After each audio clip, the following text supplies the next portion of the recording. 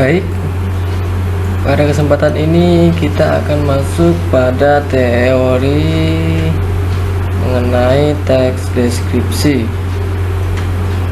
Sebelum kita masuk pada materi ini, kita harus mengetahui dulu apa itu teks deskripsi. Teks deskripsi yaitu berasal dari bahasa Latin, yaitu describe, yang berarti menggambarkan. Nah, apa yang digambarkan? Yang digambarkan itu adalah sebuah cerita atau peristiwa yang akan kita sampaikan kepada pembaca ataupun pendengar. Baik, kemudian kita lihat dulu, ini adalah sebuah contoh dari teks deskripsi. Silakan dibaca. Ya, kita lihat sini ada sebuah gambar.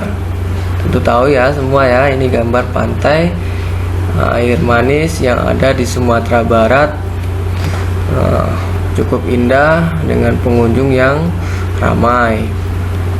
Ya, dari pengertian di atas kita dapat menyimpulkan bahwa teks deskripsi adalah sebuah paragraf atau teks yang menceritakan suatu objek secara rinci sehingga pembaca seolah-olah dapat melihat, mendengar, mencium, meraba, dan merasakan langsung hal yang sedang diungkapkan atau diceritakan dalam teks tersebut.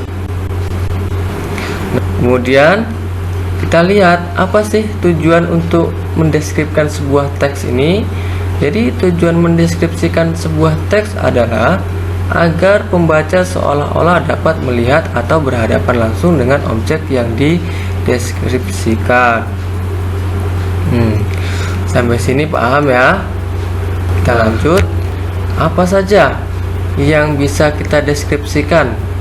Nah, di sini ada contoh, misalnya benda. Benda itu sebuah motor, yaitu kita deskripsikan bagaimana motor ini, bagaimana warnanya, kemudian bagaimana tampilannya dan lain sebagainya. Kemudian kita juga bisa mendeskripsikan sebuah peristiwa atau sebuah suasana yang sedang kita lihat atau yang sedang kita rasakan.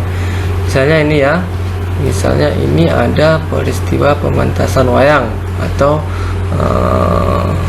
pementasan yang lain juga boleh, atau drama atau yang lainnya. Kemudian kita juga bisa mendeskripsikan hewan.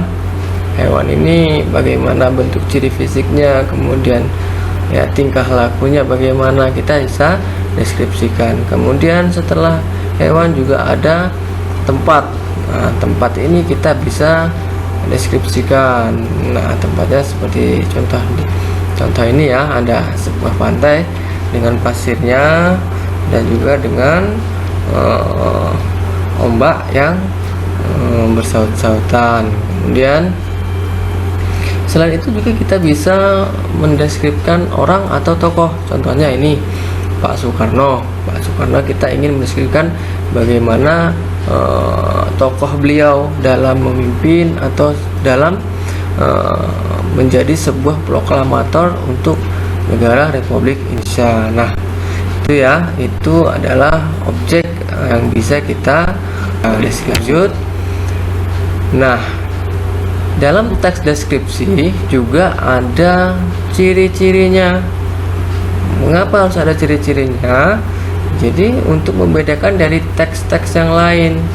Jadi ciri-ciri teks deskripsi ini ada tiga poin. Yang pertama, menggambarkan objek secara khusus. Maksudnya bagaimana? Jadi menggambarkan objek secara khusus ini, misal kita contohkan, kita menyebut sebuah kata rumah.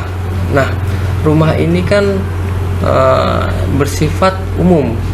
Kita pasti berpikiran bahwa rumah ini adalah sebuah tempat huni atau tempat tinggal seseorang. Nah, lain halnya apabila kita menyebutkan rumah Bapak Kepala Desa atau rumah Andi atau rumah Ani, itu merujuk kepada rumah perseorangan atau rumah pribadi. Jadi ciri teks deskripsi ini yang pertama yaitu menggambarkan objek secara khusus, itu ya.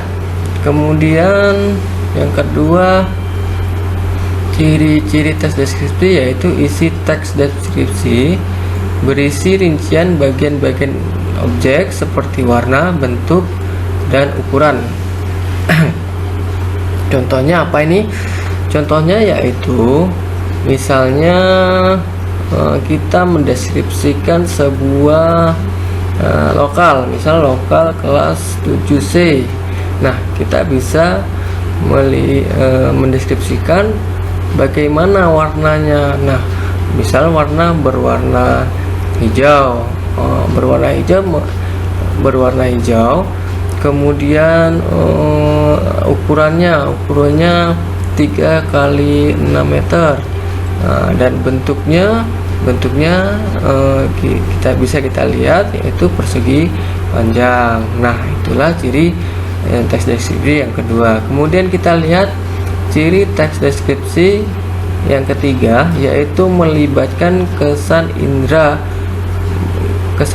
membuat pembaca atau pendengar merasakan sendiri atau mengalami sendiri. Nah, apa ini maksudnya?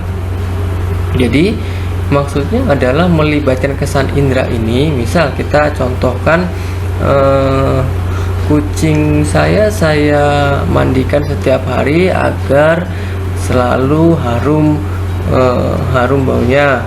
Nah, misalnya seperti itu ya. Kata harum di sini mengenai dengan indera penciuman. Nah, kemudian lagi kita contohkan lagi suara drum band yang dimainkan oleh anak-anak MTS Nurul Jadid terdengar sangat merdu. Nah, sangat merdu ini mengenai dengan indera pendengaran. Kemudian contoh yang ketiga yaitu merasakan atau mengalami sendiri.